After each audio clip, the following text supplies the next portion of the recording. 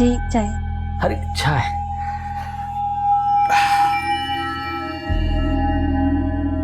अरे एक मिनट सुनो। जी तुम अपने लिए चाय नहीं लाई? जी अरे हाँ, मैं तो भूल ही गया, तुम चाय नहीं पीती। ठीक है, तो मैं भी ऐसे चाय छोड़ देता हूँ। अरे तुम खड़ी क्यों? बैठो तो, बैठो बैठो।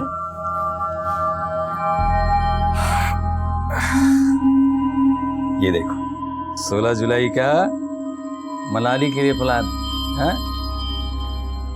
6 दिन 5 रात। वो गैस होना है, अभी आती हूँ। अरे सुनो तो।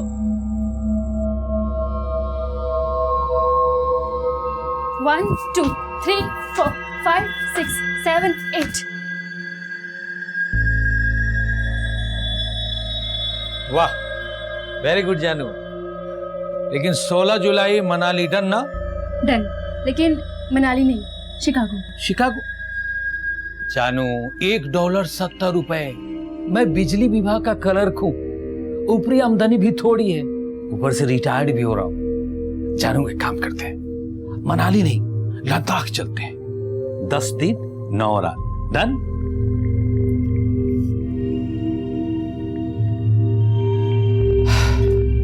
साला शादी ही नहीं करनी चाहिए। जी पैकेज तो अच्छा है, लेकिन थोड़ा डिस्काउंट कर देते तो अच्छा होता। क्या है ना, हम 2 लोग हैं।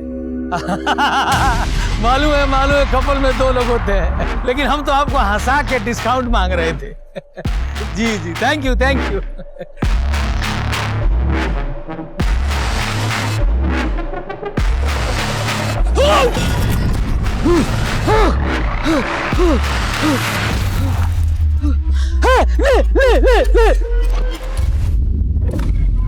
सर, कंट्रोल रूम से फोन आया था, खजूरी रोड पे एक बुजुर्ग आदमी का मर्डर हुआ है।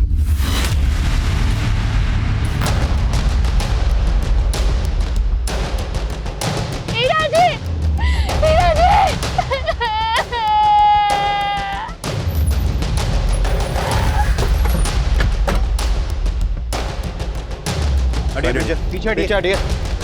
पीछे साइड में ले जाओ उनको।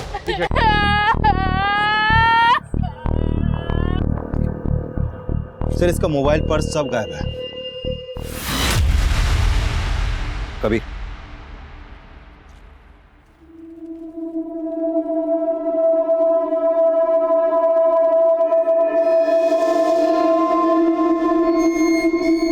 सर, लगता है इसी पत्थर से मारा गया इस आदमी को। इतनी बेरहमी से कोई इसे कैसे मार सकता है, और क्यों मारेगा? सर, इसका नाम हीरा लाल था, हरिनगर में रहता था। हरिनगर? ये लड़की कौन है जो रो रही है? रीना, ये हीरा लाल की बीवी है। बीवी? और ये जो साथ में लोग बैठे हैं? ये सब लोग पड़ोसी हैं सर, इन्होंने ही पुलिस को इन्फॉर्म किया था। एक बात समझ में नहीं आई, हीरा लाल हरिनगर में रहता था, उसकी लाश मिली यहाँ खजूरी रोड पे। इन लोगों को कैसे पता लगा कि हीरा लाल की मौत यहाँ हुई है? सर, रीना का कहना है कि मर्डर करने वाले ने खुद फोन करके उसे इस बारे में बताया। What? जी सर, उससे मुझे हीरा जी के नंबर से कॉल किया था। मैं उनका ऑफिस से आने का वेट कर रही थी, तभी वो कॉल आया था। जानू, बड़ा प्यारा नाम है तुम्हारा। हाँ? हीरा जी? कौन बोल रहे हैं? हीरा नहीं, पन्ना। कौन पन्ना? हीरा जी कहाँ है? यहाँ खजूरी रोड पर। खजूरी रोड पे? यहाँ पर एक ट्रांसफार्मर है, उसके बगल में दीवार पर भोजपुरी फिल्म का पोस्टर लगा हुआ है, लहंगा में तूफान आइल बा। यहीं पर आ जाओ, यहीं मिलेंगे तुम्हें हीरा और पन्ना। यहाँ आके देखा तो हीरा जी, सर जरूर उसी पन्ना ने मारा होगा ही नहीं। ये पन्ना है कौन? क्या कभी हीरा लाल ने पन्ना नाम के आदमी का जिक्र किया आपसे? नहीं सर, और मैं नहीं जानती कि हीरा जी किसी पन्ना को जानते थे या नहीं। हीरा लाल का किसी से झगड़ा या दुश्मनी? नहीं पता सर, वैसे भी मैं उन्हें सिर्फ 6 महीने से जानती थी। 2 महीने पहले ही हमारी शादी हुई है और ये सब हो गया। आपके अलावा हीरा लाल की फैमिली में और कौन कौन है? मेरे अलावा उनका कोई नहीं था। हीरा जी, हीरा जी। सर, आसपास सीसीटीवी मिलने का कोई चांस नहीं लगता। सुबह इस एरिया को आके फिर से स्कैन करो, शायद किसी ने हीरालाल के साथ किसी को देखा हो। सर इसकी बीवी ने बताया है कि हीरा को किसी पन्ना ने मारा है, लेकिन कोई मर्डर करने वाला अपना सही नाम क्यों बताएगा? लेकिन कोई मर्डर करने वाला ये भी क्यों बताएगा कि उसने मर्डर किया? मुझे तो लगता है ये हीरालाल की बीवी रीना कहानी बना रही है। दोनों की उम्र में कितना फर्क है? मुझे तो दोनों के रिलेशन पे ही शक है। इन दोनों के बारे में पता करो, दोनों के कॉल रिकॉर्ड्स निकालो, पता करो उनके कॉन्टैक्ट लिस्ट में क्या कोई ऐसा नंबर था जो उस वक्त इस एरिया में एक्टिव था। शायद उससे पता लगे कि हीरालाल को मारने वाला असली पन्ना है कौन। डुगडुगी दीदी, अपना वाला चुटकुला सुनाओ ना। फुलझड़ी, तूने तो मुझे जोकर समझ के रखा है। आजा सुनाती हूँ। 13 साल पहले एक डॉक्टरनी मैडम ने हमारे अम्मा के पेट में इतना लंबा वाला चीरा लगाया और फिर हमारा अम्मा का पेट तो फाड़ दिया, उसमें से मुझे बाहर निकाला। और डॉक्टरनी मैडम ऐसे टुकुर टुकुर देख के बोली, क्या बोली? धत तेरी की, ये तो डुगडुगी है। ये तो डुगडुगी है और ये फुलझड़ी है। ए डुगडुगी, काम पे नहीं जाना है क्या तुमको? जाना है भाभी, वो मैं सोच रही थी कि मैं पंकज भैया के साथ साइकिल पे चली जाऊं। क्यों? तुम्हारे पाँव में छाले पड़े हैं जो चल नहीं सकती हो? अरे ले जाओ ना, इसकी मेम साहब से तनख्वाह भी ले लेना इसकी। ठीक है चल।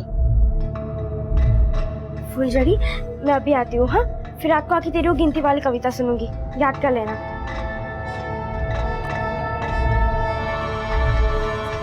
आती हूँ। हाँ, बाय बाय। 1 2 3 4, आज है शनिवार, 5 6 7। ए फुलझड़ी, जाके अपना ये शनिवार इतवार अंदर करो, जाओ। साला ऐसा बसंती पिया मिला है, माँ बनो नहीं और यहाँ 2 पालो बच्चा समझ के।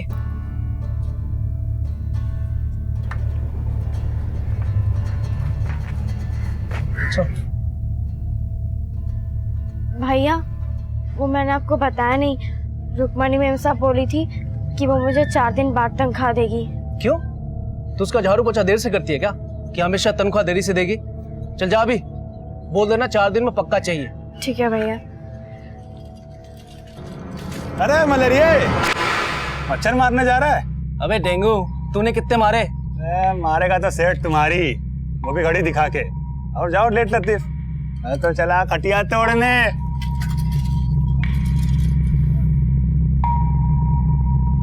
सर हीरालाल के कॉल रिकॉर्ड में ना तो कोई ऐसा नंबर मिला जो किसी ऐसे आदमी का हो जिसका नाम या निकनेम पन्ना हो, और ना ही कोई ऐसा नंबर मिला जो क्राइम सीन पे एक्टिव हो। ये पन्ना या जो कोई भी इसका नाम है, सुपारी किलर भी हो सकता है। हो सकता है हीरा की बीवी रीना इसे जानती हो। लेकिन से हीरा की बीवी के कॉल रिकॉर्ड में भी कुछ सस्पिशियस नहीं मिला।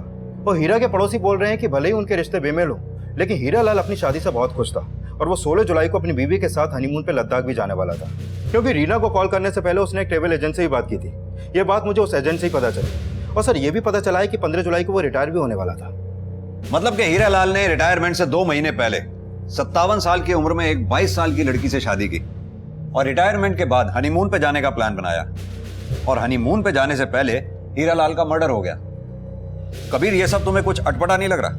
सर अटपटा तो मुझे ये हीरालाल का कैरेक्टर भी लग रहा है। ये बिजली विभाग में क्लर्क था और उसके साथ काम करने वाले एक आदमी ने इसके बारे में काफी कुछ बताया है। सर मैंने उसे यहाँ बुलाया आपसे मिलने के लिए। सर, हीरा के माता पिता उसके बड़े भाई बहन के गुजरने से पहले हीरा को कई बार समझा चुके थे कि शादी कर ले, शादी कर ले। लेकिन हीरा एक ही बात बोलता था कि मरते दम तक ब्रह्मचारी रहूंगा लेकिन शादी नहीं करूंगा। लेकिन सर 2 महीने पहले हीरा ने सबको चौंका दिया। आजा आजा। हीरा, ये क्या? तो शादी कर लिया ना भैया। लेकिन तू तो कहता था ना कि ब्रह्मचारी रहेगा, शादी नहीं करेगा। रीना के प्रेम ने मेरा ब्रह्मचर्य व्रत तोड़ दिया। सर, हीरा के मर्डर की बात सुनकर मुझे बहुत झटका लगा है। और ये रीना तो सिर्फ 22 साल की है। इस लड़की के बारे में ज्यादा तो कुछ नहीं जानता मैं, लेकिन एक बात है, शादी के 2 महीने के बाद ही हीरा का मर्डर होना मुझे तो नहीं लगता कोई इत्तेफाक है। ये हीरा जरूर किसी की साजिश का शिकार हुआ है। सर, मैं और हीरा जी ऑनलाइन फ्रेंड थे। भले ही मुझसे 35 साल बड़े थे, लेकिन हम लोग के थॉट बहुत मिलते थे। फिर एक दिन हम मिले और हमने शादी का फैसला ले लिया। लेकिन इस रिश्ते से आपके घर वालों को कोई इतराज नहीं हुआ? जी नहीं, उन्हें कोई एतराज नहीं था। हेलो सर, रीना ने बताया कि हीरा से उसकी दोस्ती ऑनलाइन हुई थी, फिर ये दोनों आपस में मिले और मिलने के बाद इन दोनों ने शादी करने का फैसला लिया। हो सकता है रीना ने ऑनलाइन फ्रेंड बना के औरों को भी ट्रैप किया हो। ये रीना की अच्छी तरह से कुंडली निकालो। मुझे पूरा शक है कि वो हीरा को मारने वाला पन्ना रीना की ही अंगूठी का कोई नगीना होगा।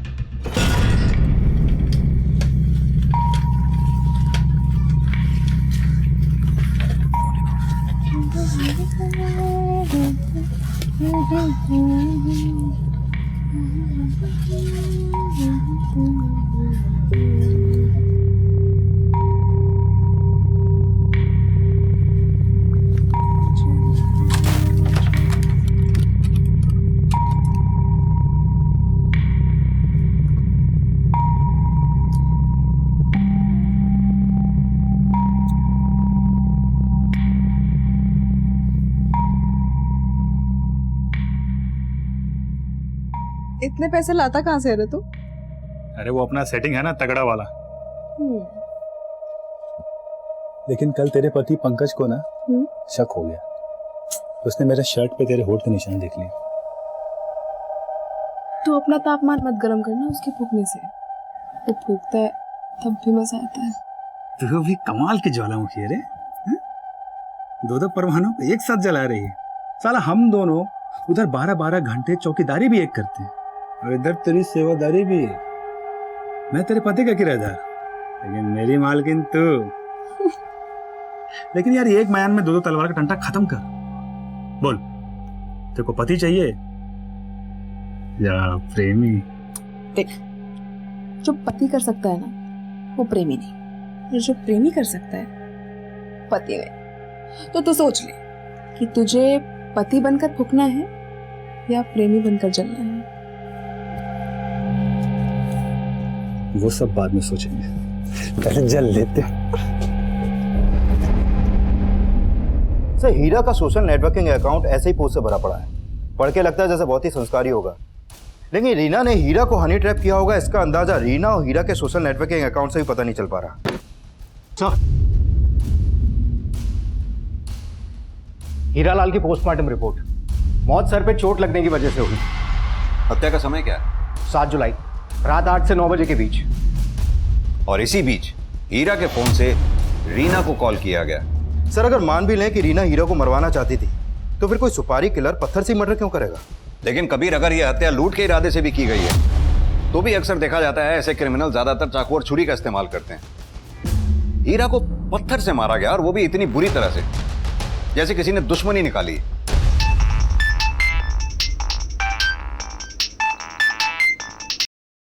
हाँ भैया, तेरे भैया का सैया बोल रहा हूँ। कौन? मानिक भैया कहाँ है? माल रोड पे। साला मच्छर बहुत है यहाँ। आप कौन? मैं हीरा। कौन हीरा? और मानिक भैया के फोन से कॉल क्यों कर रहे हो?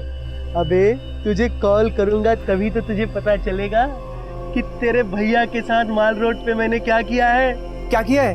टपका दिया। टपका दिया? हेलो हेलो हेलो,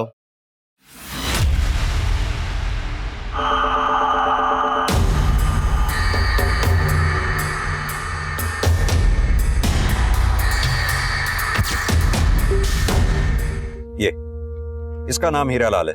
इसका पिछले हफ्ते मर्डर हुआ था। क्या तुमने अपने भाई मानिक को कभी इसके साथ देखा था? नहीं सर, मैंने कभी नहीं देखा इस आदमी को। कबीर, भले ही मानिक का ये भाई योगेश हीरालाल को नहीं जानता हो, लेकिन दोनों मर्डर्स की मोडस ऑपरेंडी सेम ही है। दोनों विक्टिम्स के साथ लूटपाट हुई है। हो सकता है दोनों का कातिल भी एक ही हो। लेकिन से हीरालाल की पोस्टमार्टम रिपोर्ट में तो ऐसा कुछ भी सामने नहीं आया। अब देखते हैं कि इस मानिक की पोस्टमार्टम रिपोर्ट में क्या निकलता है। और ये भी देखो कि मानिक और हीरा के बीच में क्या कनेक्शन हो सकता है, क्योंकि दोनों के मर्डर्स एक ही तरीके से हुए हैं। Okay sir. ये वही मानिक है जिसका हीरालाल की तरीके से मर्डर हुआ है। पता कर, इन दोनों में कोई कनेक्शन है क्या? पता करता हूँ साहब।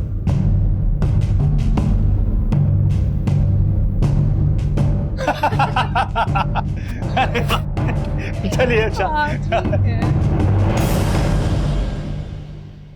क्या है डेंगू?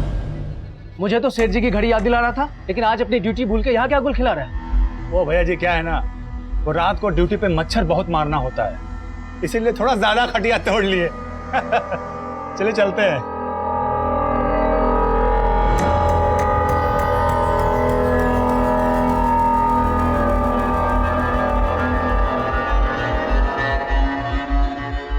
सुनीता, देख मैं तुम्हारे लिए क्या लाया हूँ। क्या? गजरा है, अच्छा है ना? तो तुम खुद ही लगा दो। देखो तो जरा,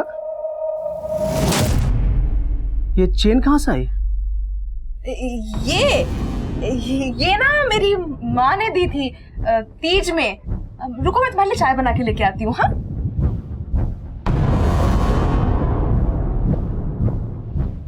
वैसे तो हमारे पापा बहुत बड़े पहलवान थे, तो एक बार दादाजी ने बोला, ए भीमा, ये कैसा पहाड़ खोदा है कि निकल आई चुईया?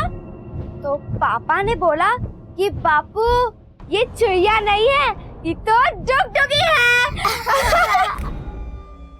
सर, मानिक की लाश माल रोड पे जहां पर मिली थी, वहां के एक सीसीटीवी में मानिक के एक सिक्योरिटी गार्ड के साथ कैप्चर हुआ था। उसकी फुटेज इसमें है सर, दिखाओ।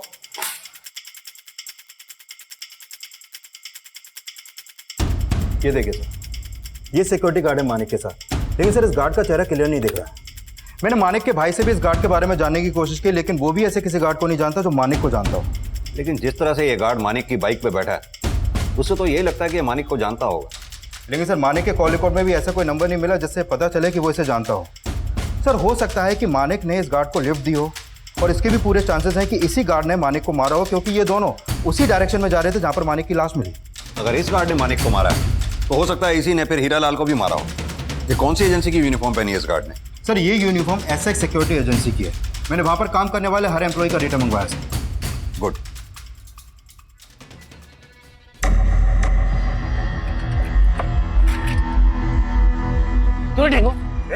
तूने मेरी बीवी को सोने की चेन गिफ्ट किया? हाथ की लगाता है ये चल ये रुको रुको रुको रुको, छोड़ो, हटो।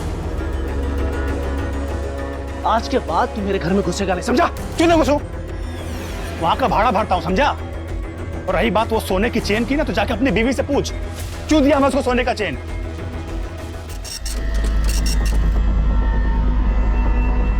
मानिक के साथ देखे गए सिक्योरिटी गार्ड को हीरालाल और मानिक दोनों की हत्याओं का सस्पेक्ट माना जा रहा था, और इस सिक्योरिटी गार्ड का पता लगाने के लिए पुलिस हर संभव कोशिश कर रही थी, लेकिन परिणाम अब भी शून्य था। सर एसएक्स सिक्योरिटी एजेंसी में जितने भी गार्ड हैं, उनमें से किसी का भी फोन क्राइम सीन पर एक्टिव नहीं था। कबीर, ये जरूरी तो नहीं कि क्रिमिनल क्राइम सीन पे अपना फोन साथ में ही लेके जाए। लेकिन सर जो सीसीटीवी फुटेज हमने देखी, उसमें वो गार्ड बाइक पर बैठा था और उसका चेहरा भी क्लियर दिखाई नहीं दे रहा था, और हीरा और मानिक के बैकग्राउंड में भी उनका किसी भी कार्ड से कोई कनेक्शन नहीं है। सर, खबरियों से हीरालाल और मानिक का एक कॉमन कनेक्शन सामने आया है। 2 साल पहले तक हीरालाल सुखामा रोड पर आया जाया करता था, मानिक भी वहीं आता था। ये सुखामा रोड वही है ना जहाँ ये सभी गेज इकट्ठे होते हैं? Yes sir. इस हीरालाल का 57 साल तक शादी ना करने के पीछे राज यही था कि वो होमोसेक्सुअल था, और सर ये मानिक भी होमोसेक्सुअल था। तो हो सकता है हीरालाल और मानिक के मर्डर में किसी गे का हाथ हो, जो उन दोनों का क्लाइंट हो, और जिसने सिक्योरिटी गार्ड के कपड़े पहनकर इन दोनों के मर्डर्स किए हों। एक काम करो, ये सुखामा रोड पे जहां भी ये गेज इकट्ठे होते हैं, उन सबको राउंड अप करो। हो सकता है ये काम उनमें से ही किसी एक का हो। Okay sir. सिक्योरिटी गार्ड के लिबास में दिख रहे किलर को अब गे और होमोसेक्सुअल भी समझा जा रहा था, और उस किलर की तलाश में कई संदिग्धों को राउंड अप भी किया जा रहा था, लेकिन असली कातिल तक पहुंचने के लिए पुलिस को अभी काफी मशक्कत करनी थी। सर मानिक की इस पोस्टमार्टम रिपोर्ट के मुताबिक उसकी हत्या किसी भारी पत्थर के वार से हुई, और हीरा की तरह मानिक को भी मॉलेज नहीं किया गया था। लेकिन थे तो दोनों ही होमोसेक्सुअल, यानी कि समलैंगिक। सर सुखामा रोड पे काम करने वाले हर गे को खंगाला, लेकिन कुछ खास मिला नहीं। लेकिन सर इन दोनों मर्डर में कई बातें कॉमन है। जैसे? आइए सर, पहले मर्डर हुआ हीरा का, उसके बाद मर्डर हुआ मानिक का। सर इन दोनों के मर्डर में पहली कॉमन बात यह है कि इन दोनों का मर्डर ट्यूसडे नाइट को हुआ, और सर दूसरी कॉमन बात यह है कि इन दोनों के मर्डर का तरीका एक ही है। इन दोनों को किसी भारी पत्थर से मारा गया। सर तीसरी कॉमन बात यह है कि इन दोनों के मर्डर करने के बाद किलर ने इन्हीं के फोन से इन्हीं के घर वालों को कॉल किया। सर इन दोनों मर्डर में किलर का मोडस ऑपरेंडी एक ही है, और जिस तरीके से उस किलर ने ये दोनों मर्डर किए हैं उसे तो लगता है कि वो कोई साइको ही है, और हो सकता है कि वो साइको कोई सीरियल किलर हो, स्टोनमैन।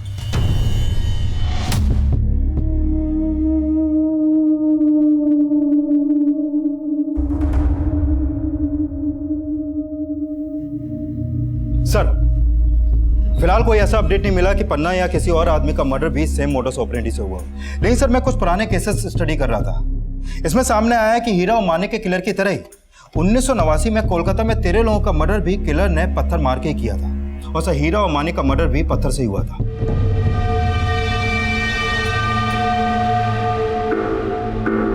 और सर सेम मोडस ऑपरेंडी से 26 मर्डर 1985 से 1989 के बीच मुंबई में हुए।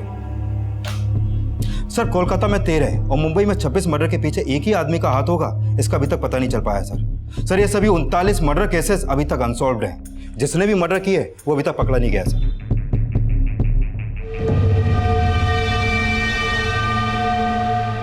और सर 1985 से 1989 के उन मर्डर केसेस के बाद प्रेस वालों ने उस सीरियल किलर का नामकरण भी कर दिया था, स्टोनमैन।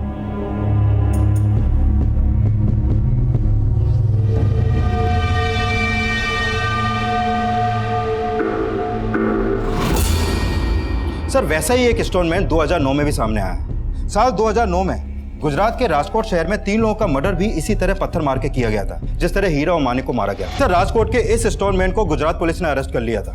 यह स्टोनमैन अब भी गुजरात जेल में है। लेकिन जिस स्टोनमैन को हम ढूंढ रहे हैं वो अभी तक फरार है।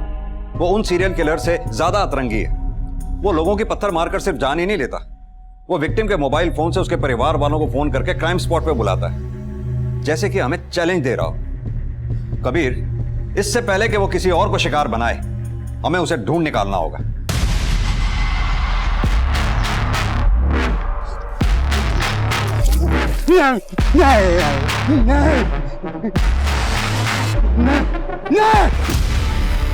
बोलो। नमस्ते मेम साहब, मैं फुलझड़ी, झाड़ू पोछा बर्तन सब जानती हूँ। ठीक बोली। कल तुमको काम पे लेके जाऊंगी और वहाँ पे खाली बोलना नहीं है, करके दिखाना है। झाड़ू पोछा बर्तन तीनों, तब जाके तनख्वाह मिलेगी। पर भाभी, डुगडुगी दीदी बोलती है मुझे पढ़ना है। अच्छा सुनो, जाओ जाके खेलो, और जितनी मस्ती करनी है आज ही कर लो, कल से काम पे लगना है, ठीक है? जाओ।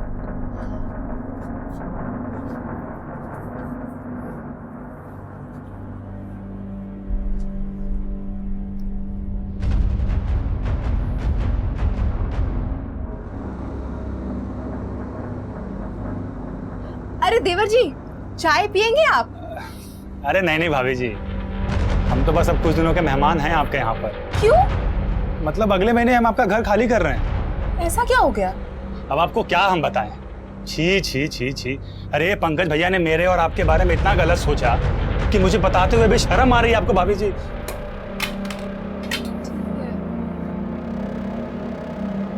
अच्छा हम चलते हैं, अब ख्याल रखिएगा।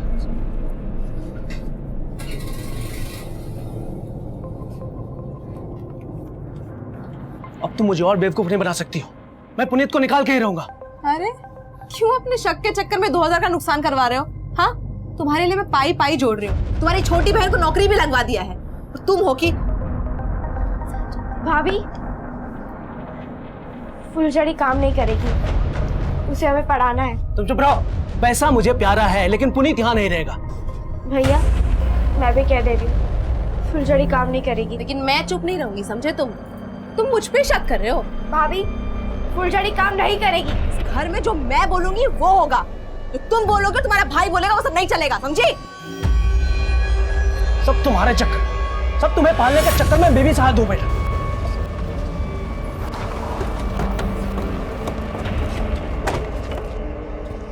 पीछे हटिए आप लोग, पीछे हटिए, पीछे हटिए।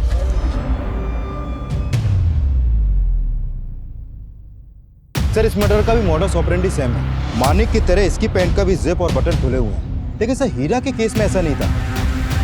सर हो सकता है कि ये आदमी होमोसेक्सुअल हो, तभी इसको मारा गया। इसलिए इस बार इस मर्डर का पता इसके घर वालों से हमें नहीं चला। हो सकता है किलर ने विक्टिम के फोन से उसके घर वालों को फोन किया ही ना हो। और वैसे भी आज थर्सडे है और पिछले 2 मर्डर ट्यूसडे नाइट में हुए। सर अगर मान लो कि हमारा ट्यूसडे वाला अंदाजा गलत था, तो ये भी तो हो सकता है कि इस किलर ने इस आदमी के घर वालों को फोन किया हो, लेकिन ये आदमी इस एरिया का ही ना हो। या ये भी हो सकता है कि इस आदमी के पास ही फोन ना हो। कबीर, कैसे भी करके इस तीसरे आदमी की पहचान होना हमारे लिए बहुत जरूरी है। हो सकता है इसकी पहचान से ही किलर की पहचान जुड़ी हुई हो। अरे भैया भाभी तो डुगडुगी को बचाए, फिर फुलझड़ी काहे रो रही है? दीदी, जब आपको कोई मारता है तो फुलझड़ी को भी दर्द होता है। देखो, मुझे तो दर्द नहीं हो रहा, हम तो हंस रहे, तुम भी हंसो हंसो हंसो। खीखी खीखी बंद करो, जाके खाना बनाओ। भाभी, आप जो बोलेंगी वो मैं करूंगी, लेकिन फुलझड़ी से काम मत करवाइए। अच्छा, जो मैं बोलूंगी वो करोगी? जाके अपने भैया का खून कर दो। करोगी? नहीं कर सकती ना? तो जो मैं बोल रही हूँ वो करो, वरना तुम दोनों का खून कर दूंगी। चलो आगे खाना बनाओ।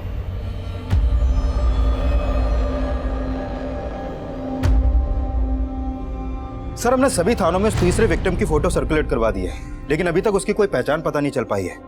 ना तो उसकी कहीं पर कोई मिसिंग कंप्लेंट दर्ज हुई है और ना ही हीरा और मानिक की तरह सुकामा रोड के गे से उसका कोई कनेक्शन मिल पा रहा है। सर समझ में नहीं आ रहा है कि ये स्टोनमैन वाकई में गे है या नहीं है।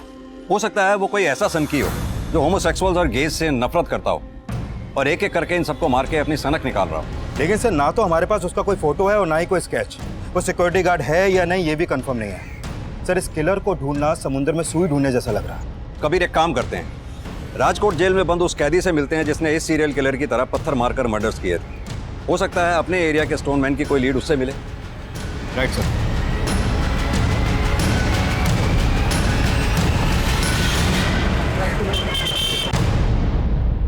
साहब मैं स्टोनमैन नहीं, चोरीबाज था। चाकू की नोक पे लोगों को लूटना, फिर टपका देना। फिर मुझे पता चला रमन राघव का, सुना 54 लोगों का मर्डर किया। साहब मुझे रमन राघव से बड़ा क्रिमिनल बनना था, इसलिए उसके 54 मर्डर का रिकॉर्ड तोड़ने के लिए 3 लोगों को पत्थर मार के टपका डाला मैं। तेरे जैसा एक सनकी बाहर भी घूम रहा है जो लोगों को पत्थर से मारता है। तेरा कोई भाई भाई भी है क्या? मेरा कोई भाई भाई नहीं है। हाँ, एक दोस्त था बबलू। जब मैंने 2 लोगों को पत्थर मार के टपकाया तब वो मुझे बोला कि तेरे से पहला मैं रमन राघव का रिकॉर्ड तोड़ेगा। अभी भी वो बाहर है साहब। एक बात बता, ये बबलू गे है क्या? अरे नहीं नहीं साहब, बबलू गे हुए नहीं है। गे तो अपना पुरोहित है। कौन पुरोहित? अपनी गैंग में था साहब। साहब हो सकता है बाहर ये बबलू और पुरोहित का कंपटीशन चल रहा है कि सबसे ज्यादा मर्डर कौन करेगा। उस स्टोनमैन को ढूंढने के लिए पुलिस बबलू और पुरोहित समेत कई खूंखार अपराधियों के क्राइम रिकॉर्ड स्टडी कर रही थी और इस कोशिश में कई ऐसे क्रिमिनल्स पकड़े भी गए जो काफी लंबे समय से फरार थे। लेकिन जिस स्टोनमैन को पुलिस ढूंढ रही थी वो अभी तक गायब था और उस तीसरे विक्टिम की पहचान भी अभी तक पता नहीं चल पाई थी।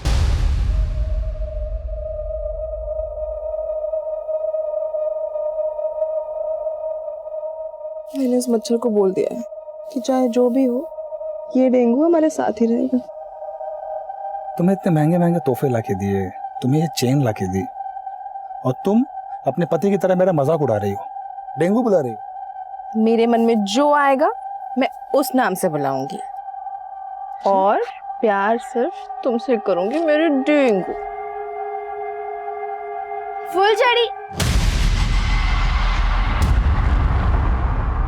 अरे डुगडुगी, तुम क्या कर रही हो? ऐसे मारोगे ना तो अपने भैया को और बड़ा चढ़ा के बताएंगे, और इनका भैया तुम्हें कुछ करे ना करे लेकिन मेरी जान ले लेगा वो। इनको जान से मारना पड़ेगा। ठीक है, जैसे उसके कॉल रिकॉर्ड आते हैं तो इन्फॉर्म करना। सर जहांगीर थाने से फोन था। हसनपुर रोड पे जिस तीसरे आदमी का मर्डर हुआ था उसकी पहचान हो गई है। हसमुख नाम है उसका। हसनपुर में अकेला रहता था और हसमुख के बेटा बेटी बेंगलोर में रहते थे, लेकिन काफी टाइम से हसमुख का उनका कॉल नहीं पहुंचा तो हसमुख का बेटा हसनपुर आया, लेकिन उनके घर में ताला लगा था सर। और जब घर खुला तो देखा कि उनके घर में लूटपाट हुई थी। कबीर, क्या ये पता लगा कि हसमुख होमोसेक्सुअल है या नहीं? सर फिलहाल तो ऐसा कुछ सामने नहीं आया है।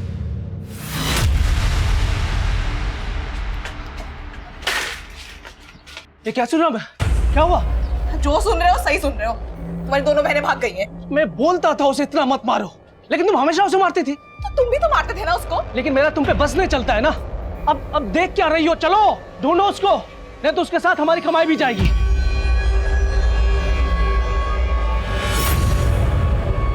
सर, ये हंसमुख के कॉल रिकॉर्ड। हत्या वाले दिन उसके नंबर से किसी को भी लास्ट कॉल नहीं किया गया था, बल्कि उसकी हत्या से 2 घंटे पहले उसके फोन पे एक नंबर से कॉल आया था। ये देखिए सर।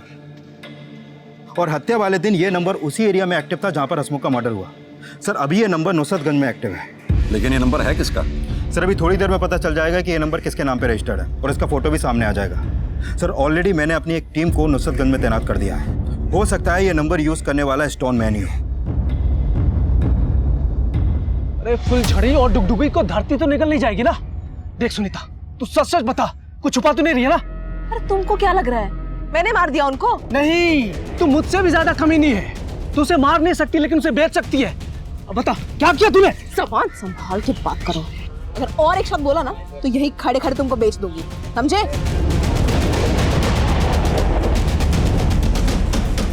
सर, उसका नाम जगत है, ये उसका फोटो। सर, हंसमुख को जिस नंबर से कॉल आया था वो इसी जगत के नाम पे नुसरतगंज के एड्रेस पे रजिस्टर्ड है। हमने इसको उठवा लिया सर। ग्रेट।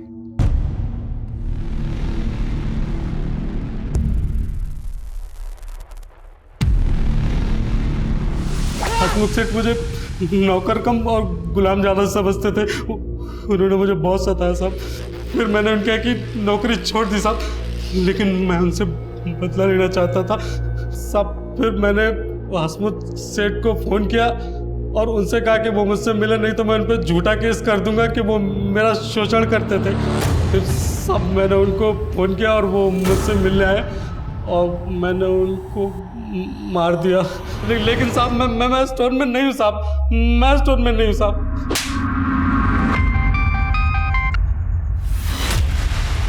अरे सुषमा, कहाँ हो तुम? मैं कब से तुम्हारा इंतजार कर रहा हूँ, तुम अभी तक घर पर क्यों नहीं आई? क्योंकि सुषमा मरने वाली है। क्या बक रहे हो? कौन हो तुम? Stone man. Stone man? Police वालों ने यही नाम तो दिया है मेरा। जल्दी से बसंतपुर रोड आजा, तेरी बीवी को टपका दिया है मैंने। हेलो हेलो,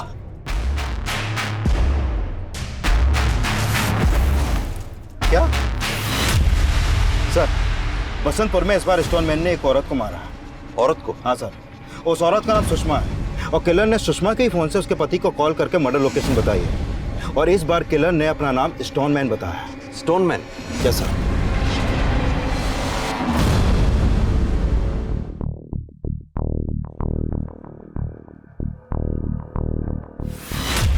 सर, सुषमा का मर्डर बसंतपुर में जहां पर हुआ था उस एरिया के एक सीसीटीवी में सुषमा कैप्चर हुई थी। उसके फुटेज इसमें है सर। दिखाओ।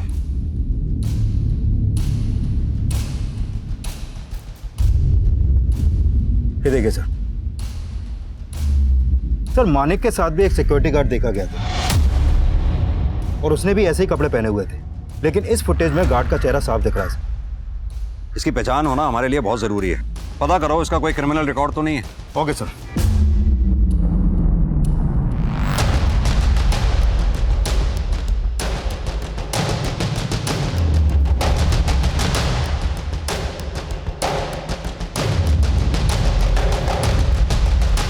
सर, अगर ये स्टोन मैन इसी एरिया का होता तब तक तो इसकी पहचान पता चल गई होती। तो हो सकता है कबीर ये कहीं बाहर का रहने वाला हो, यहाँ क्राइम करता हो और वापस चला जाता हो। जिस जिस दिन भी मर्डर हुए हैं उस दिन के सभी रेलवे स्टेशन और बस अड्डे की सीसीटीवी फुटेज चेक करो। Okay sir.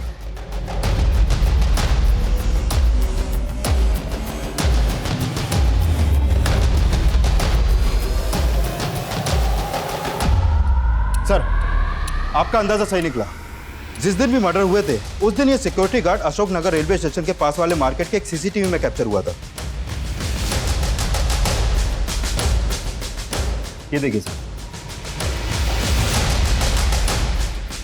लेकिन सर, पता नहीं चल पा रहा है कि ये आता कौन से एरिया से था।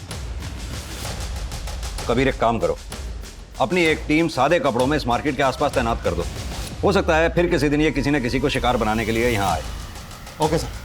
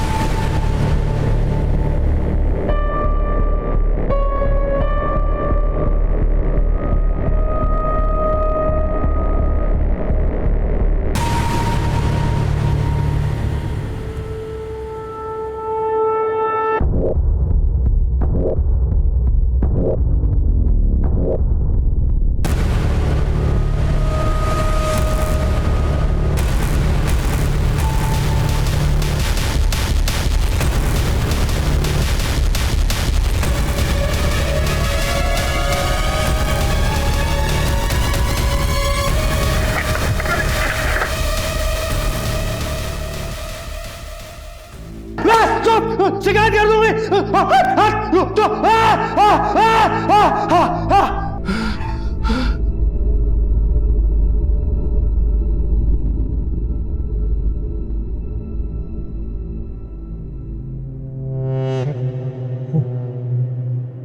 क्या साहब, आप लोग भी बजाने आए हो?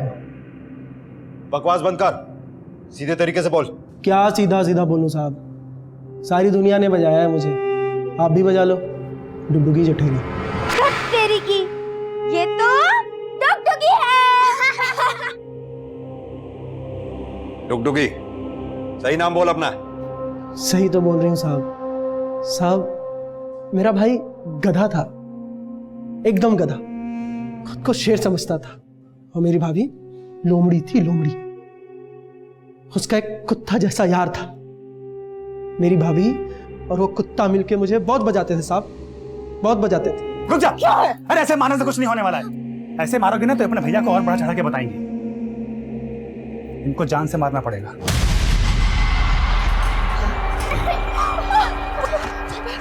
फिर साहब फुलझड़ी को लेके वहां से मैं भाग गई। फुलझड़ी कौन? मेरी बहन। डुगडुगी तेरा नाम है? तू लड़की है? नहीं साहब, लड़की नहीं, मैं किन्नर हूं साहब, किन्नर। साहब, जब मैं फुलझड़ी को लेकर भागी तो मुझे मुन्नी अम्मा मिली, वो भी किन्नर थी साहब।